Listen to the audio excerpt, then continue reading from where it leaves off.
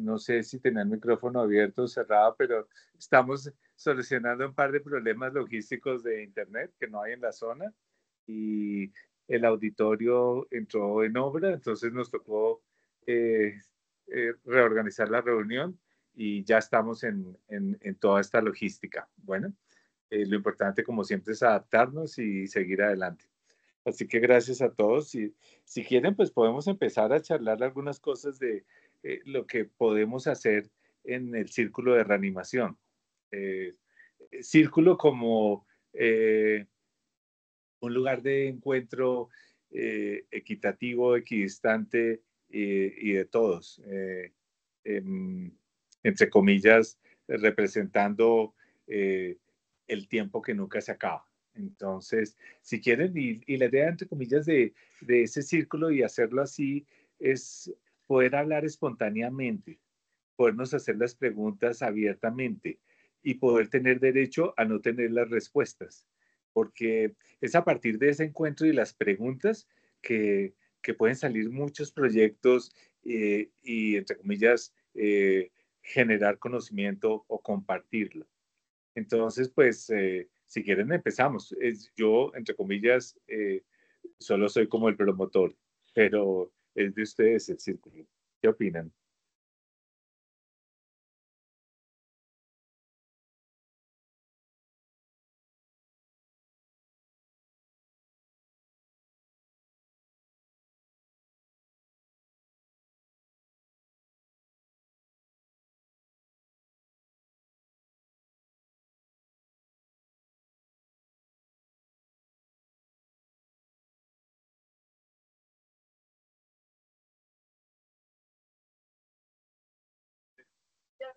¿El doctor Alejandro ya está? Sí, ¿cierto? Profe, muy buenas tardes, muchas gracias. Muchas gracias por la iniciativa y porque creo que este espacio es muy necesario porque usted finalmente consideró que valía la pena que pudiéramos conversar de los detalles que no se conversan. La resucitación, la reanimación cardiopulmonar, en la definición que tengan o como lo quieran llamar, creo que tiene mucho que hablar desde lo ético, mucho que hablar desde cuándo, cómo y a quién, y cambiar la forma en la que pensamos y concibimos la reanimación. La reanimación cardiopulmonar ocurre en múltiples espacios, en múltiples lugares. La gente puede cesar sus signos vitales en cualquier lugar y yo creo que no podemos seguir pensando que esto es una fórmula, una receta que tenemos que administrar. Esto no podemos seguirlo dimensionándolo desde un libro de cocina que nos sirve para quizás una de las intervenciones más críticas que hacemos en la medicina, porque quizás para el resto de cosas podemos tener un poco más de tiempo, un poco más de serenidad, un poco más de posibilidad, un poco más de calma. Pero la reanimación exige de nosotros no solamente lo que habíamos hablado con mi profe Buitrago, con el asunto del mecanismo de soporte de vida, reclama de nosotros una capacidad rápida de análisis, una capacidad rápida de poder establecer la causa reversible de paro y darle solución basada en la evidencia, la mejor evidencia disponible. Que la evidencia no solamente esté dirigida precisamente a ese mecanismo de soporte de vida, y esa es una razón que nos termina por convocar en esta reunión. Creo que alguien más tiene la mano levantada y me detengo para que le demos orden entonces al día. Doctor, ¿quiere entonces, por favor, continuar la moderación, la coordinación y liderazgo de esta parte de la reunión, por favor? Doctor Alejandro, ¿sí? Profe, bueno, por supuesto, con Gracias. muchísimo gusto estoy para ese propósito. No, no, no, al contrario, es que es admiración, respeto y queremos escucharlo. Bueno, gracias. Muchas gracias, mi profe. Entonces, les decía que esta idea del profe nos empieza a hacer pensar que podemos hacer una construcción un poco desmarcado de lo que hoy conocemos, de lo que nos hemos formado y de lo que seguimos, Y aunque lo que hay hasta ahora y que lo que se ha hecho hasta ahora es bastante bueno, estamos absolutamente convencidos que hay mucho más que se puede lograr. Es eso precisamente de empezar a establecer asuntos bien estructurados, claros, que puedan generar mejores posibilidades. En Latinoamérica, nosotros necesitamos empezar a tener datos, empezar a tener números, empezar a hacer uso eficiente de los números, porque evidentemente en todos los aspectos de la reanimación hay muchos matices. Yo les quiero contar que en mi día a día, yo me considero realmente un activista en la prevención de la muerte súbita. En este momento les estoy hablando desde Las Vegas, Nevada. Estoy en un congreso de paramedicina en el MS World y por todos los lugares en los que me muevo con mi cámara, siempre que veo un desfibrilador externo automático le tomo una foto. No porque no haya visto muchos y puedo tener miles de fotos en mi celular, sino porque siento que el desfibrilador es solo visible a los ojos de quien sabe qué es y lo busca. Y no hay una forma, por ejemplo, estándar de poder ver un desfibrilador externo automático en un aeropuerto, en un centro de convenciones, en un hotel, en un casino.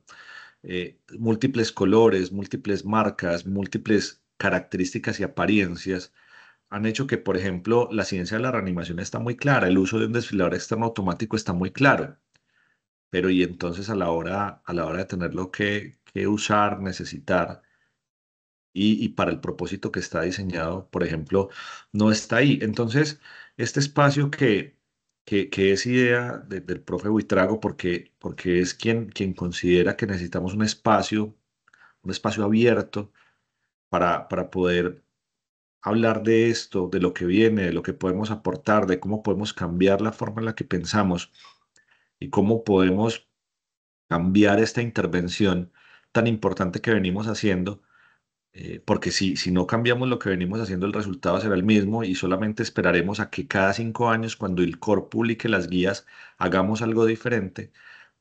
Yo creo que más allá de lo que sabemos o de lo que está establecido, estoy absolutamente seguro que con el interés, con estas 25 personas que hoy nos acompañan y que esperamos que crezca, eh, quisiéramos que esto avance. Entonces, a mí me encantaría, al igual que el profe Buitrago, escucharles cuál es la motivación, cuál es la, la razón de esto, del interés por cambiar y tener una perspectiva diferente de la reanimación cardiopulmonar y del cuidado cardiovascular de emergencia. Gracias. Yo creo que las guías y los protocolos nos ayudan a estar preparados para situaciones impredecibles, eh, pero que la única forma de evolucionar eh, no es quedarse en el pensamiento central de una guía. Creo que el pensamiento lateral es tan importante como el pensamiento lineal y estructural, que generar posibilidades de innovación requieren un pensamiento creativo y por lo tanto este tipo de encuentros es generar nuevamente la curiosidad, la motivación y el aprender a preguntarnos.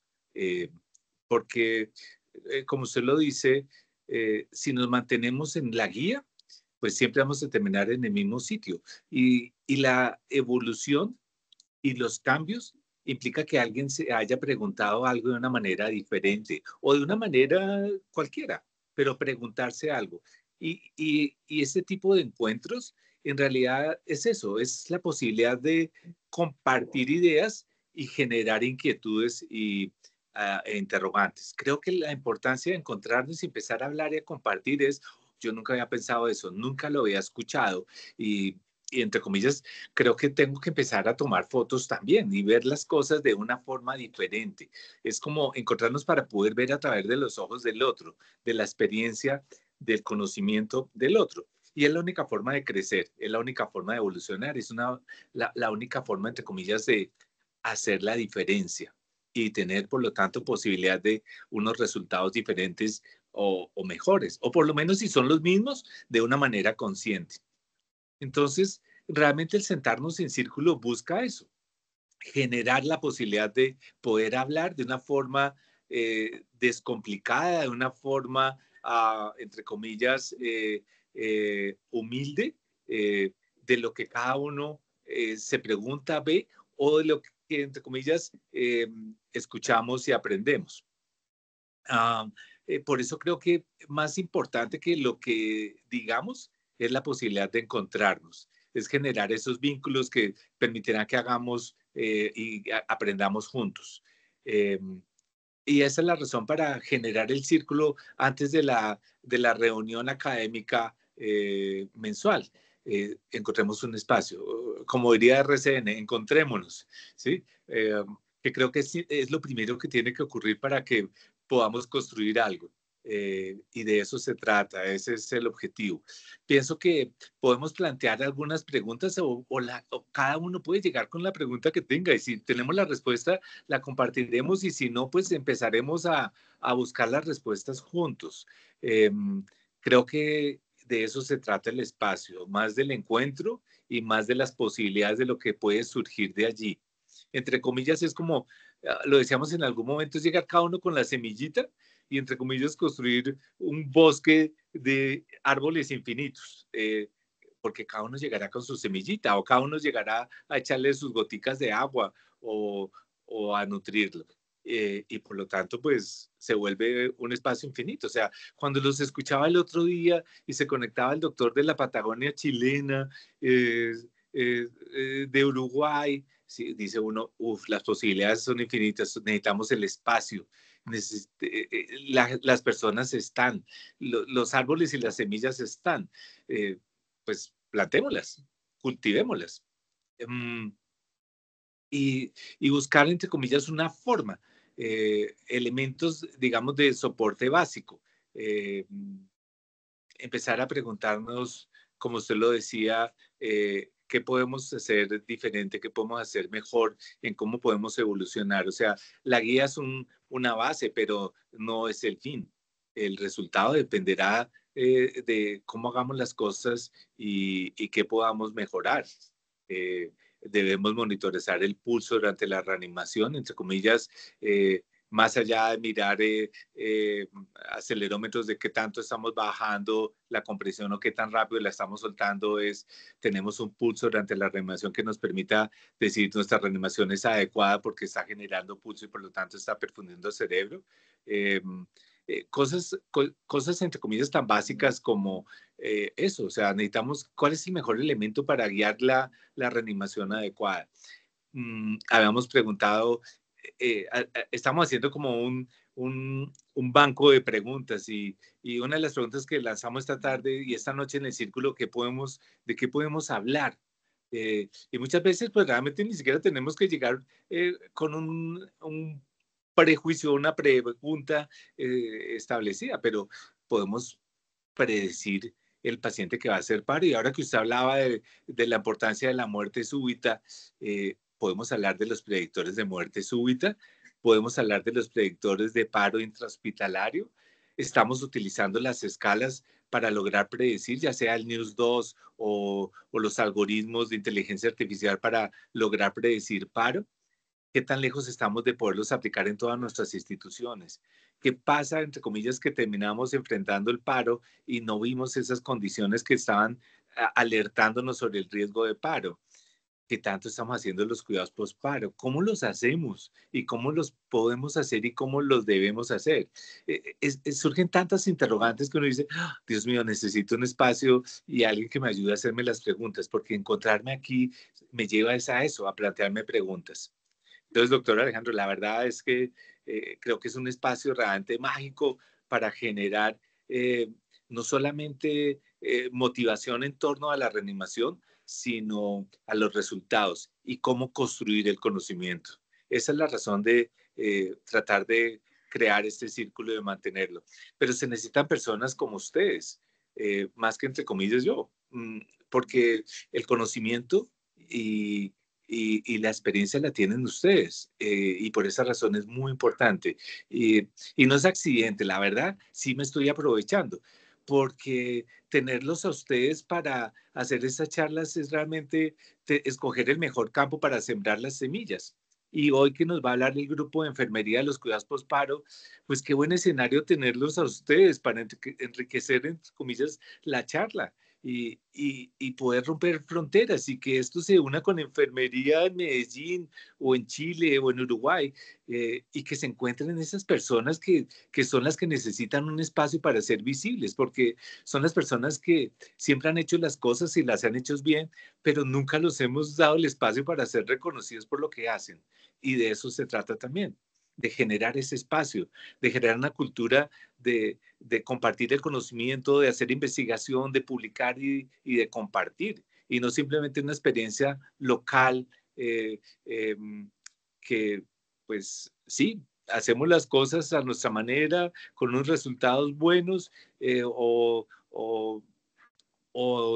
no comparables, pero necesitamos el espacio para que las personas se encuentren, que las disciplinas se encuentren.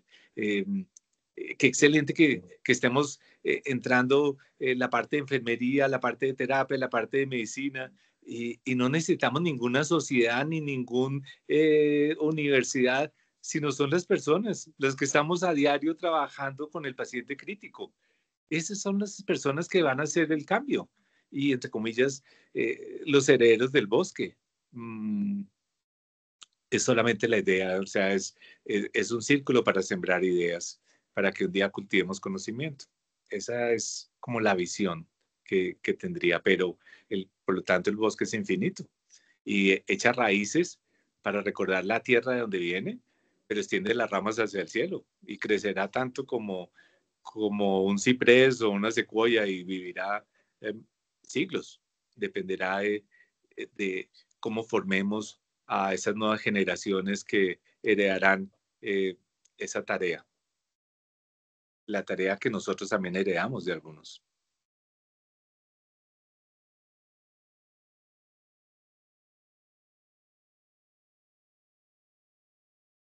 Pues así, profe, que hoy lo podemos dar por inaugurado y la tarea para nuestra próxima reunión es que me comprometo a que vamos a tener un logo, que vamos a tener algunas redes sociales, que vamos a hacer una invitación masiva. Queremos que la gente venga y converse con nosotros y que haga parte del círculo y que transformemos juntos la forma de pensar y ¿por qué no?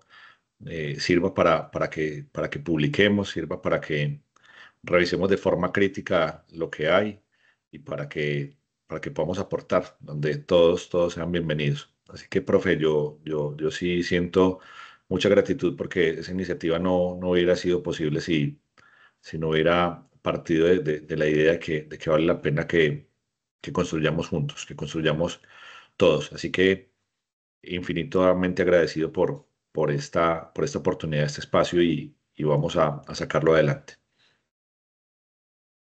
Muchas gracias. Y el círculo es de todos, entre comillas, no lleva un apellido. Entre comillas, la familia somos nosotros y nosotros somos todos. Así que se llamará el círculo de reanimación para que no quede categorizado y no que sea incluyente y no excluyente.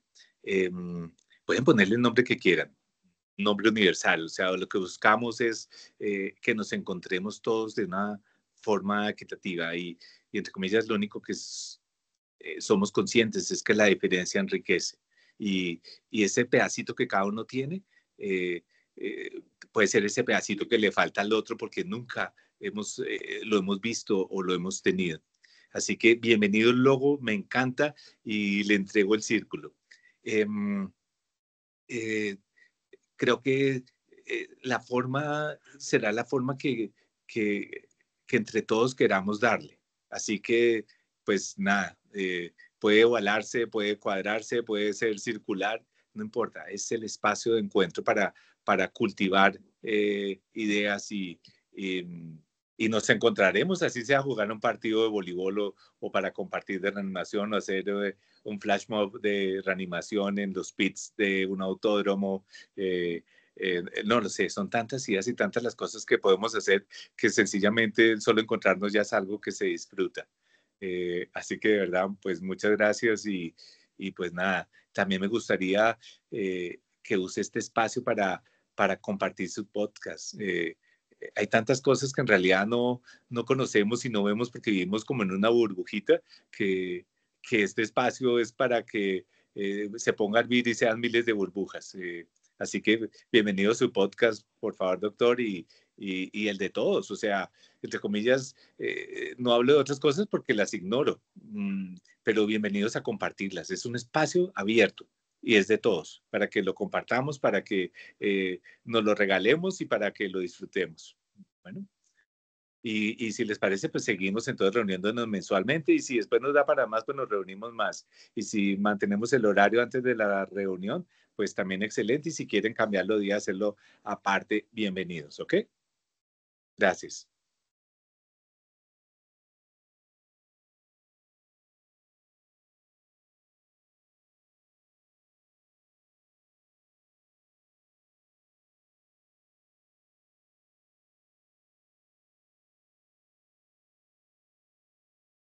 Doctor Alejandro, ¿quiere que hablemos algún tema específico o quiere que arranquemos la charla y hablamos de cuidados postparo y después hablamos cómo lo hacemos cada uno o qué piensa cada uno que debemos prestarle atención o a qué no? Si quiere, profe, arranquemos con el conversatorio de cuidados parada cardíaca y al final podemos mirar lo que hace falta y cerramos, si le parece. Perfecto, entonces vamos a conectar la charla. Ya tenemos aquí nuestros conferencistas y ya conectamos. Ellos van a hablar como grupo, tienen partes repartidas. Nuevamente, es un espacio de todos, así que si tienen comentarios, pues vayan haciéndolo y, mm, y nuevamente estamos es para aprender. Tenemos derecho a no saber.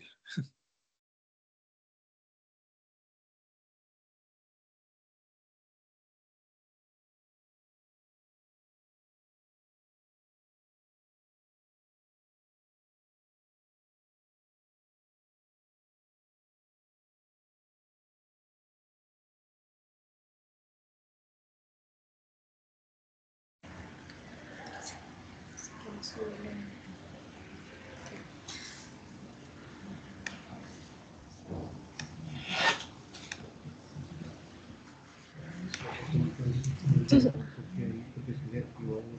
¿sabes? El audio ahí ya se está escuchando. Sí, ¿quieres hablar? Y yo miro el chat. Estamos proyectando desde acá. Pero mi computadora se está escuchando. Sí, Luisa, se está escuchando. Qué pena. Bueno, primero, pues nosotros queremos agradecer por este espacio que nos están brindando el personal de enfermería, de participar en esas sesiones de Academia UCI Chayo. Para nosotros es muy importante, pues, ser partícipe también, pues, de nuestro rol, que también es muy importante, pues, en las unidades de cuidado intensivo. Realizamos, pues, una revisión sobre los cuidados postparada cardiorrespiratoria, enfermeros, fuimos Mariana Guzmán, Anderson López y pues quien les habla, pues Luisa Romero. Todos enfermeros, especialistas en unidades de cuidado crítico. Especialmente pues para nosotros es importante hablar sobre la parada cardiorrespiratoria, como esa pérdida brusca del pulso por un fallo inesperado en la capacidad del corazón para bombear efectivamente sangre al cerebro y a todo su organismo. La literatura pues nos habla sobre las causas, las cuales pues están clasificadas entre las 5 H's y las 5 T's. Recordar pues entre las H's está la hipovolemia, la hipoxia, hidrogeniones, hipo o hipercalemia y la hipotermia, y pues en la T encontramos los tóxicos, taponamiento cardíaco, neumotórax, tensión, trombosis coronaria y la trombosis pulmonar. Pues esto con el fin de identificar la causa, también descartarla, resolver y pues iniciar un tratamiento pues oportuno. Entre las posibles causas, un momento por favor. Vamos a activar la cámara, un momento. Espérame. Okay.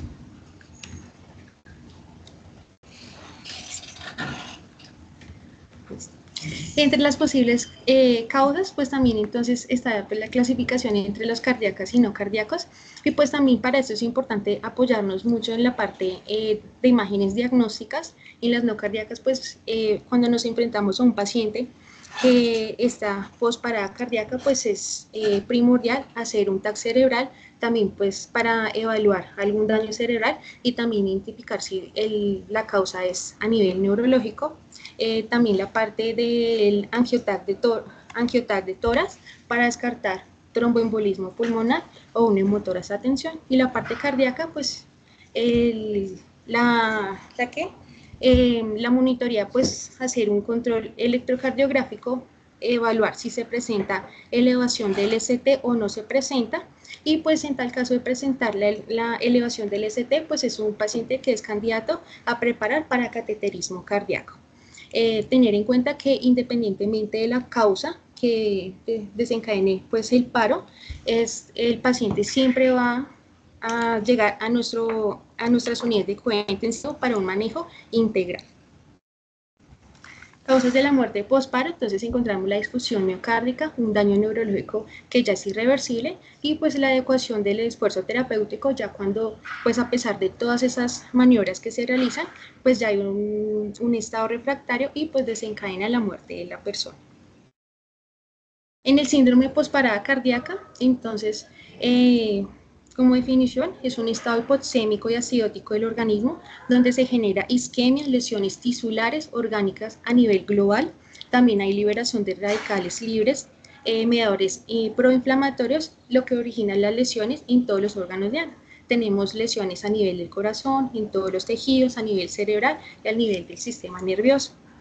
Importante pues en la fisiopatología que posterior a la parada cardíaca se encuentra el cuerpo entra en un estado de una respuesta sistémica de la reperfusión, que esta síndrome de reperfusión es cuando ese flujo sanguíneo se restablece y el oxígeno vuelve a entrar a las células, provocando una formación de radicales libres, lo que eso va a desencadenar una activación en la cascada inflamatoria, en la cascada también en la coagulación, y nos va a desencadenar una hipovolemia, vasodilatación, hipoperfusión, daño endotelial y alteración en la microcirculación. También nos enfrentamos a 4 situaciones en la parada postcardíaca. Entonces está esa lesión cerebral anóxica por la falta de oxígeno, donde vamos a encontrar una disrupción de la homeostasis de calcio, la liberación de radicales libres, que ya lo habíamos hablado que se encontraba en esa parte de reperfusión, muerte celular, la lesión por reperfusión y la ausencia de flujos normales. En la parte de las respuestas sistémicas, isquemia, reperfusión, la hipoperfusión global, la lesión por reperfusión, la activación endotelial y la inflamación sistémica. Esa activación de la cascada proinflamatoria y también de la cascada de coagulación. Disfunción miocárdica, ese miocardio va a estar en aturdimiento, vamos a encontrar una hipocinesia y elevación de las presiones al fin de la diástole del ventrículo izquierdo. Y ya como tal último, situación que nos presentamos es la patología precipitante persistente, que ya es esa causa que no ha sido resuelta, que se entra a un estado de refractario, porque pues el desenlace posiblemente va a ser ya la muerte. Ya teniendo pues un poco claro sobre el síndrome postparo, nos vamos a enfocar pues en los cuidados del síndrome postparo. Todos estos cuidados están encaminados como tal a identificar y a tratar la causa precipitante de la parada, y también evaluar y manejar la parte de la lesión cerebral, la disfunción miocárdica y toda esta cadena que nos lleva la parte de la isquemia y reperfusión. Es muy importante que en la cadena de supervivencia, cuando nos enfrentamos a un paro cardiorrespiratorio, nosotros como unidad de cuidado intensivo nos encontramos en este último eslabón de esta cadena de supervivencia. Es muy importante porque allí se presentan todos los cuidados donde nosotros tenemos que trabajar para evitar complicaciones neurológicas, y todo con el compromiso multidisciplinar del grupo de UCI. Cuando nosotros pues tenemos un ingreso inmediato pues a UCI, recordar que es muy importante la monitorización continua la monitorización electrocardiográfica, la presión invasiva, todo lo que son constantes vitales y la capnografía, que es bastante importante en estos pacientes. La toma de gases arteriovenosos, la toma de laboratorios, radiografía de tórax e interpretación. Esto es muy importante porque el personal de enfermería debe tener un entrenamiento y tiene que tener la capacidad de interpretar tanto una radiografía de tórax como los valores de los gases arteriovenosos para así la toma también de decisiones junto con la parte médica. Ya encontramos la inserción de sondas gástricas si el paciente lo requiere o si de pronto, si no lo requiere, lo tiene contraindicado, y la sonda vesical para evaluar todo lo que es el gasto urinario. Garantizar el acceso venoso central y la línea arterial. Estos cuidados por bundle son ese conjunto, son ese paquete de cuidados que se encaminan a tener pues, resultados favorables en términos de sobrevida y los buenos resultados neurológicos que son tan importantes pues, para el desenlace de esta persona. Ese paquete está conformado por normooxigenación y normoventilación, manejo de la hemodinámica, control de la temperatura y manejo de las convulsiones y mantenimiento de la homeostasis metabólica. Para que se trabaje todo este paquete de cuidados, entonces las guías pues hablan de un checklist, que ese checklist o los grupos están conformados por el grupo A, B, el C y el D. En el A y B encontramos todos los cuidados que son relacionados pues al manejo de la vía aérea y la respiración, que es todo lo de la estabilización respiratoria. En el grupo C encontramos todo lo de circulación, que es la estabilización hemodinámica, y la D es la discapacidad neurológica. Son todos esos cuidados que van enfocados para evitar las lesiones cerebral posparo cardíaco.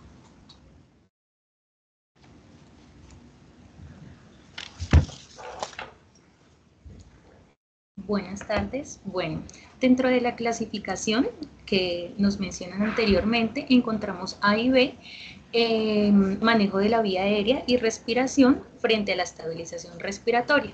Entonces vamos a manejar metas en cuanto a la oxigenación y en cuanto a la ventilación. En cuanto a la oxigenación, entonces tenemos que la presión arterial de oxígeno, cuando está elevada, contribuye al estrés oxidativo. Por eso vamos a manejar la normoxemia con una presión arterial de oxígeno mayor a 60 y menor a 300, donde, pues según estudios, aumenta la sobrevida. En cuanto a la ventilación, debemos tener en cuenta que la autorregulación cerebral vascular después de la RCP pues puede estar anormal y la hipocapnia se asocia con un peor resultado.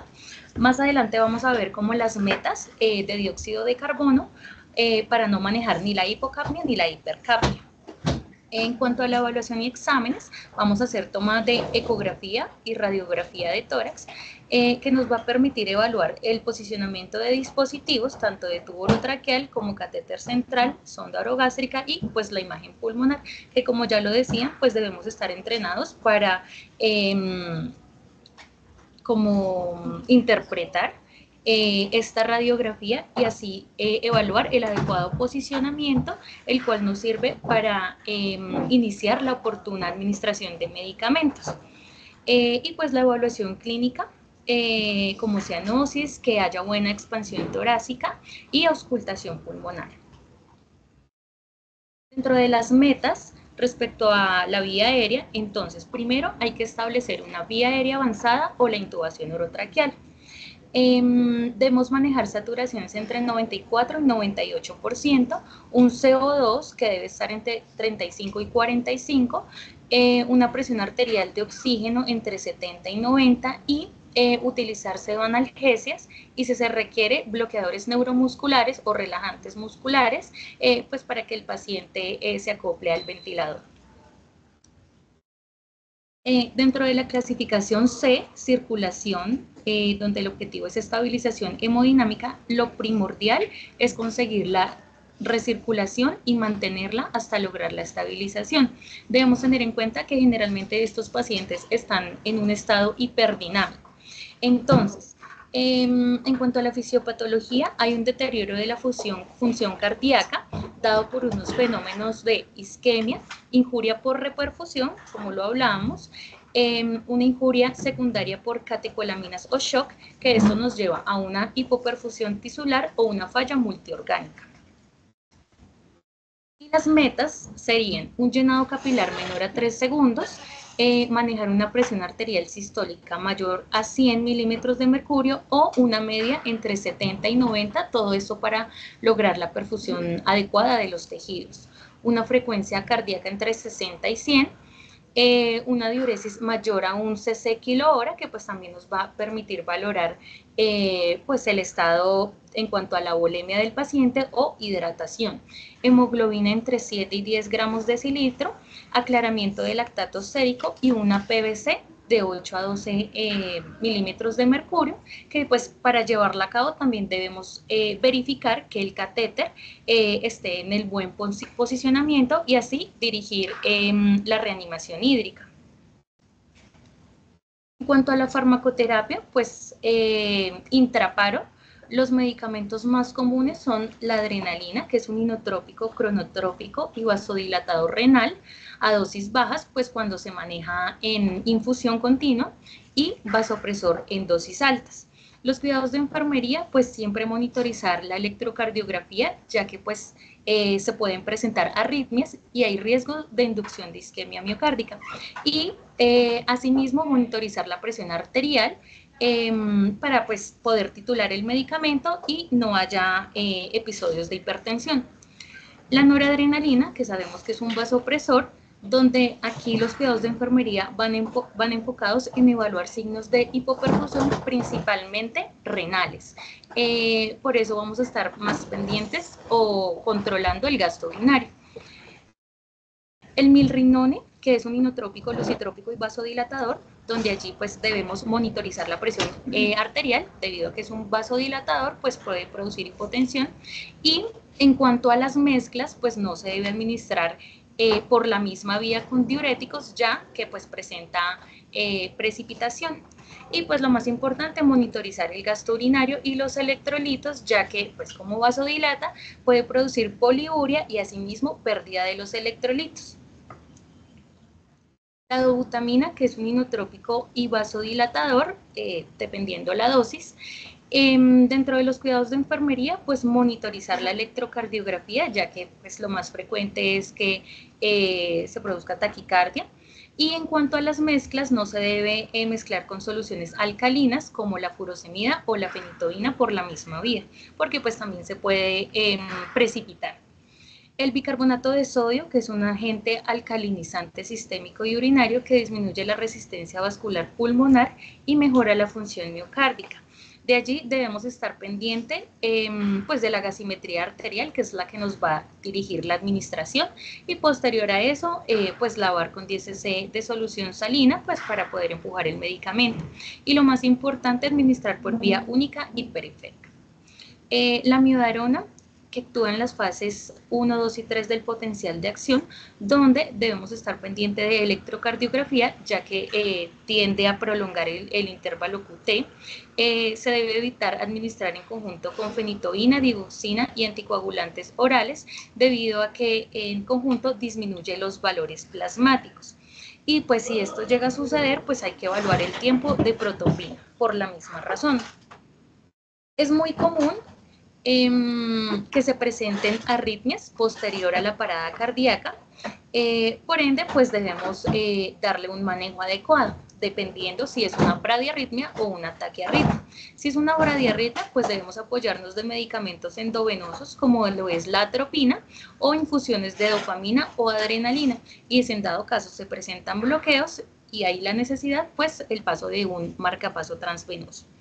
En cuanto a las taquiarritmias, entonces debemos identificar qué tipo de taquiarritmia, ya sea por un QRS ancho o estrecho, cardioversión eléctrica o farmacológica, dada también por adenosina, miodarona, procainamida o beta bloqueadores, según sea pues la indicación y el tipo de taquiarritmia.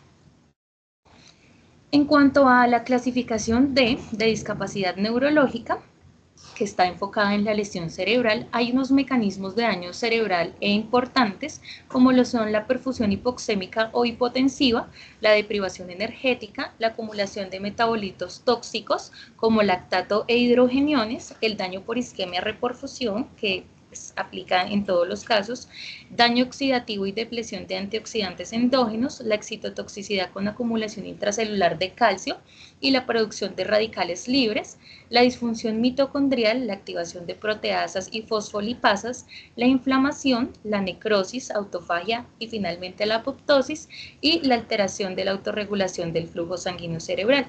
Para esto, pues como lo mencionábamos, debemos apoyarnos en las imágenes diagnósticas, ya sea por un TAC de cráneo o resonancia cerebral, con el fin de evaluar tanto las causas como las consecuencias. En dado caso, de evaluar las causas cerebrales dadas por trauma, hemorragia, masa o hidrocefalia o las consecuencias postparada, como puede ocurrir un edema cerebral o el infarto. Y también dentro de los paquetes que nos mencionaba, es el manejo y la prevención de convulsiones que pues han tenido baja incidencia, pero igual se presentan. Las más comunes son las mioclonías, las convulsiones focales y las crisis tónico-clónicas, donde lo que debemos hacer es una identificación temprana y asimismo iniciar un manejo anticonvulsivante oportuno y pues el inicio de electroencefalografía. Dentro de nuestras metas neurológicas, entonces está la normopsemia, la normocapnia, el control de agitación y de escalofríos, la hidratación y electrolitos, intentar tenerlos en límites normales, la normotermia activa o la hipotermia controlada, que más adelante les vamos a explicar bien sobre esta terapia, la normoglicemia y la prevención o el control de las convulsiones, como lo mencionábamos.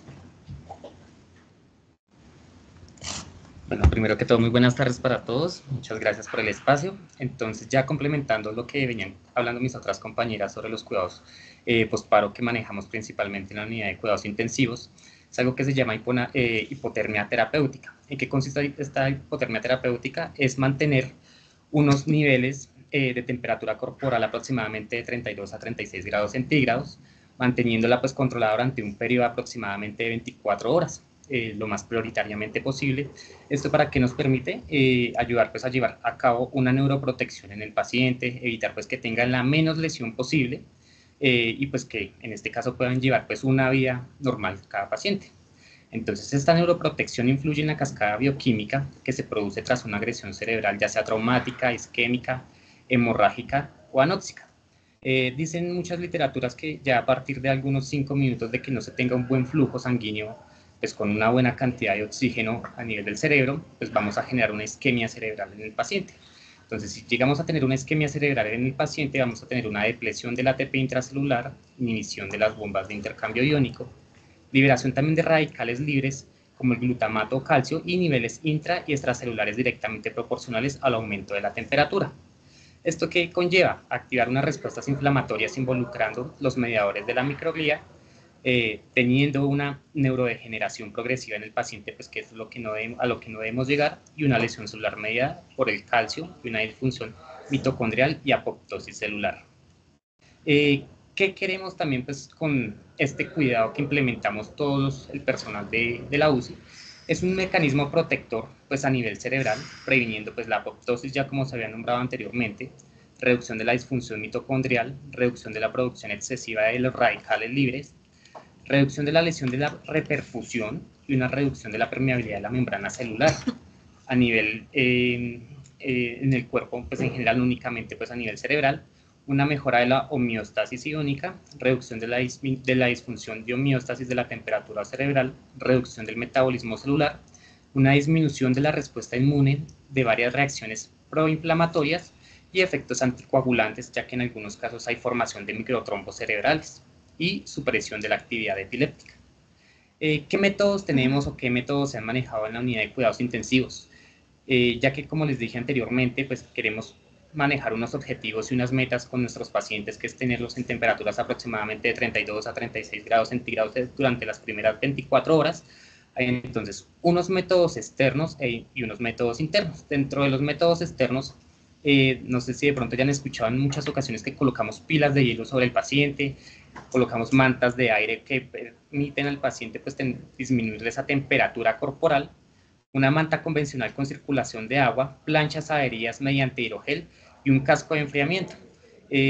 de pronto no en todos los casos se utiliza los mismos métodos, pero pues sí son igualmente efectivos pues en todos los casos.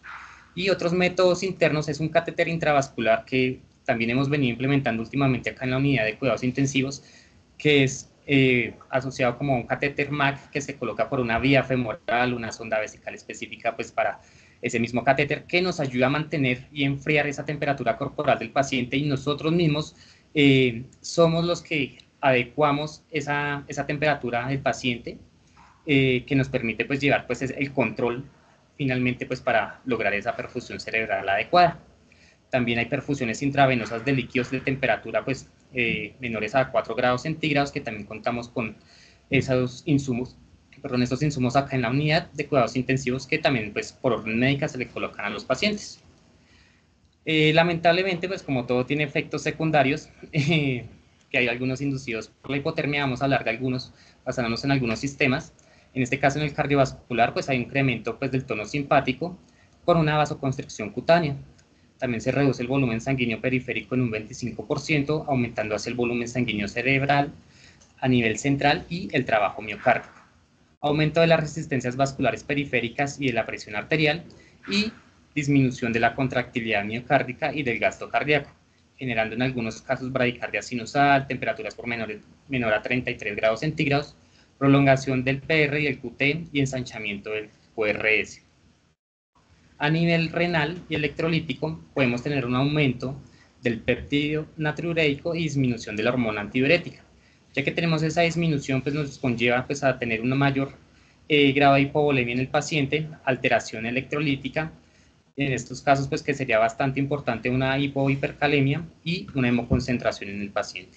Asimismo se puede presentar una acidosis metabólica secundaria a una hipoperfusión tisular y una hiperglucemia secundaria a una disminución de la sensibilidad a la insulina y reducción de la secreción.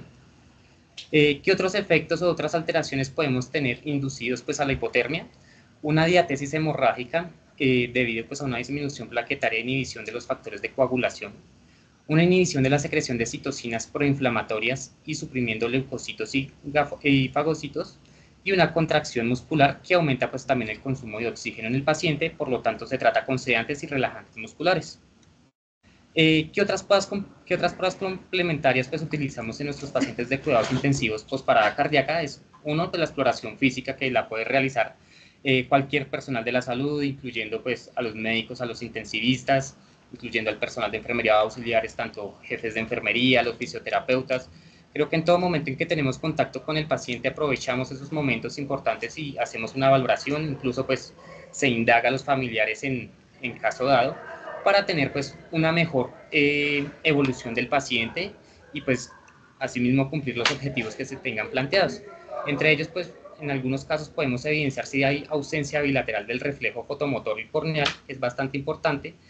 También hay otros exámenes que son unos potenciales evocados somatosensoriales que nos ayudan a evidenciar qué tan alta está la sensibilidad del paciente, que esto se realiza a las 72 horas posterior a la reanimación cardiopulmonar. El electroencefalograma también nos ayuda a permitir verificar qué tanto estímulo eléctrico tiene el paciente a nivel central, evidenciando pues si también tiene episodios de convulsiones y asimismo poderle brindar un manejo oportuno y terapéutico. Realizar tomografías computarizadas, resonancias magnéticas, que pues, son imágenes diagnósticas que también nos ayudan a identificar, diagnosticar y pues tratar las causas, y biomarcadores, que en este caso serían niveles elevados pues, de enolasa neuronal específica, que se toma a las 48 o 72 horas posteriores pues, al paro cardíaco. No dejar de lado, a veces puede parecer un poco básico en algunos momentos, pero la glicemia es bastante importante para llevar a cabo toda esa función metabólica y a nivel cerebral también en el paciente, ya que pues, si en algún caso dado tenemos una hiperglucemia, podemos exacerbar la acidosis intracelular e incrementar la formación de radicales libres a nivel de glutamato extracelular. Y en algún caso, pues que tengamos de pronto el paciente con una hipoglicemia, pues en ese caso nos daremos cuenta que no le estamos aportando ese requerimiento metabólico, ese requerimiento de glucosa que nos ayuda a llevar, digamos, toda esa función normal en las células a nivel general del cuerpo. También hay algo que se llama pues el metabolismo del paciente crítico, que pues nos ayuda a identificar en qué momento pues debemos iniciarle esa nutrición parenteral o nutrición enteral a nuestros pacientes, ya que las demandas calóricas en el estado crítico son bastante elevadas y esto aumenta asimismo el gasto energético basal en nuestros pacientes, generando así dos estados, el hipermetabólico y el hipercatabólico. Entonces, dentro del hipermetabólico es leve en las etapas tempranas del estrés, y el hipercatabólico es de alto grado, aumento pues de los carbohidratos en su consumo, y asimismo pues se usan esas reservas de glucógeno y se agotan rápidamente en las 24 horas posterior al paro cardíaco. Entonces, cuando esto sucede, tenemos pues que hay un aumento de energía que se lleva a cabo pues en el cuerpo tras la utilidad de la proteína y la grasa, pues ya que se convierten en la fuente primaria para nuestro cuerpo. Además de eso, pues ya cuando hay un hipercatabolismo de alto grado y aún así se utilizan pues bastantes proteínas en el cuerpo, pues esto incrementa la degradación y transaminación de los aminoácidos, generando pues aumento del lactato, alanina y glutamina, y asimismo se eleva la producción de glucosa en el hígado, ocasionando la gluconeogénesis, que asimismo se sigue produciendo pues energía pues por medio de la glucosa. A nivel hipercatabólico, pues también hay un aumento de las hormonas catabólicas, como es el cortisol, la adrenalina y glucagón, que esto pues genera una resistencia en la insulina y también aumenta la glucosa. Cuando hay un aumento de la glucosa, se libera pues más dióxido de carbono, hay mayor consumo de oxígeno en nuestros pacientes y se aumenta también este gasto energético. Por lo tanto, conjunto pues a otros grupos institucionales, se inicia un soporte nutricional, pues que el objetivo de esto es modular la degradación proteica al tiempo que se atienden los requisitos calóricos al paciente con un aporte bajo de glucosa en el momento. Y hay que entender pues que hay diferentes tipos de nutriciones que se pueden brindar a nuestros pacientes. Entre ellos hay nutriciones por vías enterales y parenterales. Tengas entendido, pues la vía enteral es la que se administra por medio de una sonda orogástrica que llega directamente pues el alimento hasta el estómago, donde pues nos permite aportar a nivel nutricional pues todos esos aportes calóricos, energéticos, proteicos que requiere el cuerpo, también teniendo un mantenimiento del trofismo intestinal, estimulación del tejido linfoide intestinal y prevención de fenómenos de translocación bacteriana. En algunos casos, de pronto de posparada cardíaca, que sea un ejemplo acá, un impacto por arma de fuego a nivel abdominal que comprometa pues las vías digestivas del paciente, no podemos brindarle una nutrición por vía enteral. En este caso, pues lo indicado es una vía parenteral por vía intravenosa, donde esto se administra teniendo en cuenta las necesidades proteicas que requiera este paciente. Estas nutriciones pues son preparadas por el químico farmacéutico para cada paciente en específico. Entonces, estas nos ayudan pues para llevar a cabo todo ese proceso nutricional y energético de cada paciente, que se debe iniciar también pues, por lo general 24 horas después, según los estudios, para pues llevar a cabo todo ese proceso nutricional en nuestros pacientes. Ya aquí para finalizar, vamos a hablar sobre algo que se llama el proceso de atención de enfermería, o nosotros acá como personal de enfermería le decimos el PAE. Es un proceso que nos lo explican desde la universidad, que se viene tratando desde muchos años atrás por muchas enfermeras y enfermeros que han pues realizado esto basado pues también en la evidencia científica, donde consta de 5 procesos. Uno es la valoración, el diagnóstico, la planeación, la ejecución y la evaluación. Durante la valoración pues siempre se tienen en cuenta los datos objetivos y subjetivos del paciente, dejando claro que los datos objetivos son, un ejemplo, una tensión arterial, una frecuencia cardíaca, unos reportes de unos gases arteriales, de unos laboratorios, una glicemia. Datos subjetivos son los datos que nos brindan los familiares, en algunos casos de cómo sucedió, pues, en algún caso, el motivo de la consulta. Ya posterior a eso, nos encaminamos al diagnóstico de enfermería, que nosotros también lo asociamos, pues, al que sea más prioritario en el paciente. Conjunto a eso, planeamos qué realizar con el paciente en nuestros cuidados de enfermería. La planeación siempre le dejamos un tiempo establecido de cómo se debe realizar los cuidados, el por qué y para qué, y en cuánto tiempo pues, se puede tener una evolución positiva en nuestro paciente. La ejecución es en cómo vamos a hacer esos cuidados, y la evaluación es pues, para lograr saber si finalmente todos nuestros cuidados que implementamos sirvieron y cómo se llevaron a cabo. Entonces, en este caso, nuestro PAE queda con un diagnóstico de una disminución del gasto cardíaco en el paciente relacionado con una alteración cardiorrespiratoria evidenciado por una ausencia de pulsos e hipoperfusión tisular. En este caso lo hemos planteado como un paciente que ha entrado pues, a una sala pues, donde esté en paro cardíaco, y nuestras metas que mantenemos en este paciente es un flujo de sangre a través de la vascularización hepática, renal, gastrointestinal, pancreática, coronaria, cerebral y pulmonar. Asimismo nos planteamos metas o unas escalas donde se pueda evaluar que si se llevó a cabo pues todos estos cuidados, donde pues la ven en la tabla de abajo que son de distintos colores, donde tenemos una desviación grave, desviación sustancial, desviación moderada, desviación leve, sin desviación del rango normal. En este caso, pues, ¿qué vamos a evaluar? Que también está esa perfusión tisular del paciente, el estado circulatorio y la termorregulación, pues, que les hemos venido hablando, pues, ya en las diapositivas anteriores. Ahí donde dice Nick, pues, quiere decir que son los cuidados o intervenciones que planteamos para nuestro paciente. En este caso, que pues es un paciente que llega pues posparada cardíaca, sería el manejo de la parada cardiorrespiratoria, y las actividades de enfermería serían evaluar la respuesta hemodinámica del paciente, realizar la reanimación cardiorrespiratoria centrándose en las compresiones torácicas, minimizando el intervalo de interrupción, iniciar cardioversión o desfibrilación y evaluar la calidad del RCP realizada, asegurar cuidados organizados y priorizados después de la parada cardíaca.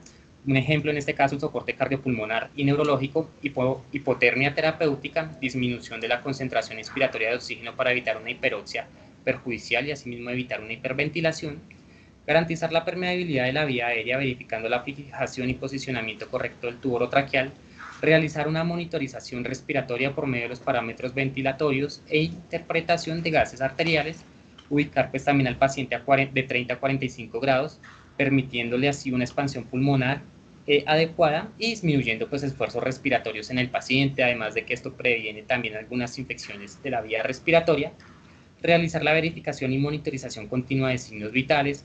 En este caso, si en algunos casos tenemos Swan-Ganz, líneas arteriales, también cuenta en este caso, y realizar pues un adecuado registro y análisis pues también con parte médica, realizar una correcta administración de los medicamentos, entre ellos pues teniendo en cuenta pues para qué sirven cada medicamento, si se debe realizar alguna titulación de fármacos de los vasoactivos, y asimismo pues cumplir metas ya establecidas dentro del grupo de cuidados intensivos.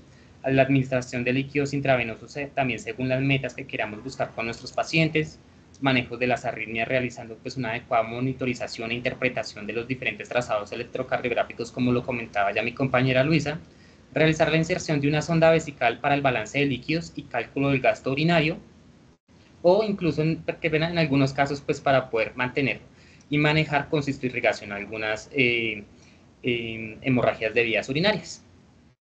Y pues ya para finalizar, pues agradecerles por el tiempo brindado, por este espacio de aprendizaje, por permitirnos expresar y pues demostrar desde nuestro punto de vista que hay, pues, los cuidados de enfermería también son bastante importantes y van en conjunto pues a las órdenes médicas para llevar a cabo pues todo ese proceso de cuidado para el paciente, porque finalmente esa es la finalidad de esto, que nuestros pacientes salgan pues sanos, que tengan una calidad de vida, y pues para eso fue que hicimos esta presentación.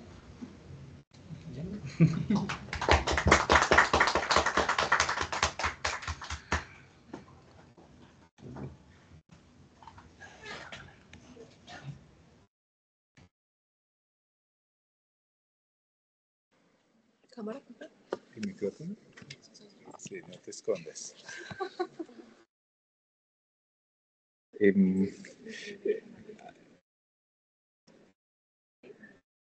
No sé. Yo no hice nada. Bueno, excelente. La verdad es que después de escucharlos, solamente basta decirles que lo que hacía falta era este escenario. El bosque ya está.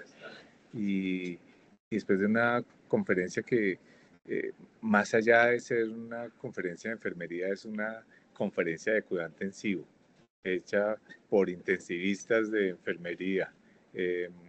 Así que espectacular, excelente. Quedan tantas ideas y tantas cosas por seguir desarrollando, pero creo que hay algunos elementos que ellos nos han mostrado que es importante resaltar. Y es que cuando uno tiene identificados o busca identificar los problemas, puede definir los objetivos y, entre comillas, definir las estrategias para lograrlos. Creo que una de las condiciones más importantes en el paciente crítico es, entre comillas, lograr identificar los problemas para, una vez identificados, poder realizar los planes. Y, entre comillas, en el paciente en reanimación, creo que es importante entender que hay unas etapas y los objetivos van cambiando de una forma dinámica. Por eso esa flexibilidad que nos habla el doctor Alejandro se ve muy importante en lograr los resultados. Porque en una primera etapa donde uno podría decir que el objetivo primordial es restablecer la circulación espontánea, pues debe tener en cuenta que restablecer la circulación espontánea requiere una serie de condiciones, como es la presión de perfusión coronaria determinada por esa presión diastólica y asumiendo que la presión de fin de diástole está elevada. Y todas las medidas iniciales van a buscar restablecer esa circulación espontánea, pero no quedarse allí, porque la idea no es que salgamos del paro, sino que, entre comillas, limitemos el riesgo de lesiones secundarias y hagamos una protección de órganos para que el paciente sobreviva y se recupere.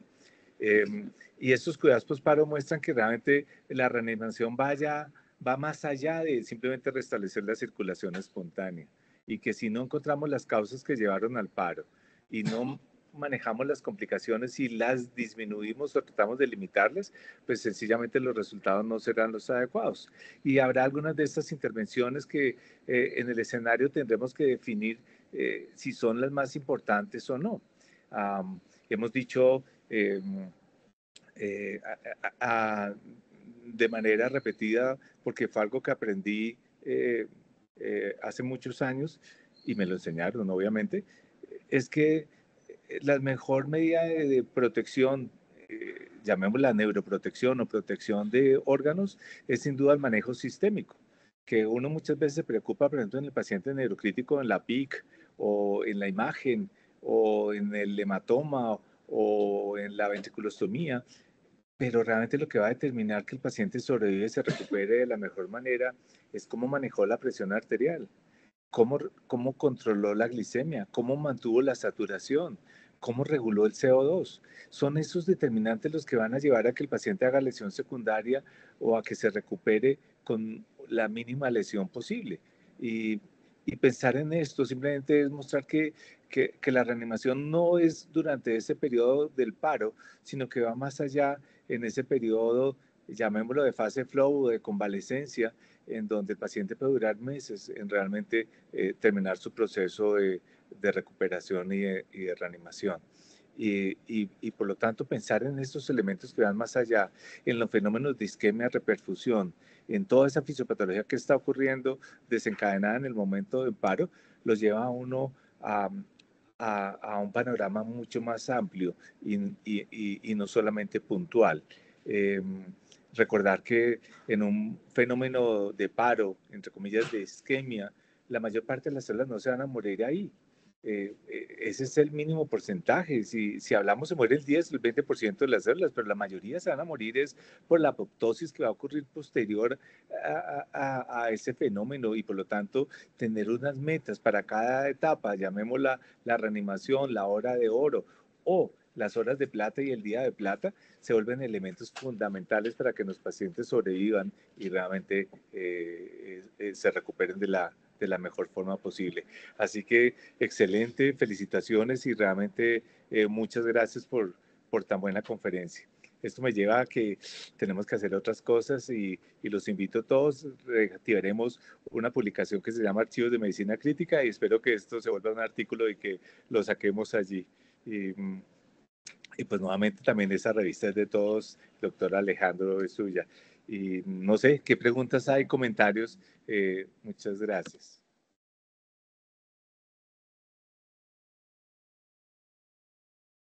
el doctor Alejandro nos escribió que él está en Las Vegas, tenía una reunión ahorita, pero les recuerdo a todos que estas charlas están quedando grabadas y se subirán posteriormente al canal de YouTube en donde encontrarán Academia UCI. Pero del grupo que está, ¿alguien tiene algún comentario o pregunta?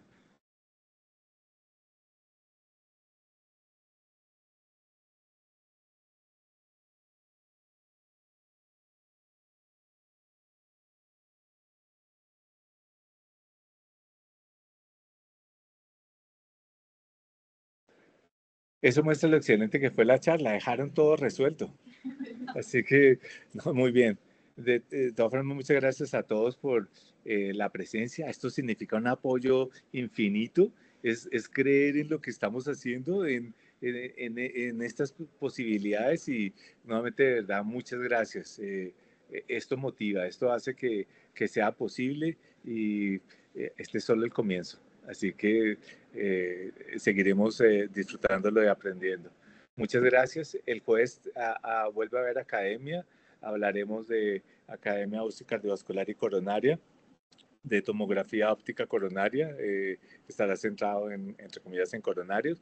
Y el mes entrante, el segundo martes de octubre, estaremos hablando de hipotermia terapéutica y termogar. ¿Cuándo, cómo, por qué y si sí? Bueno. Pues muchas gracias a todos, un abrazo, una feliz noche y de verdad, gracias totales, como diría Soda Stereo.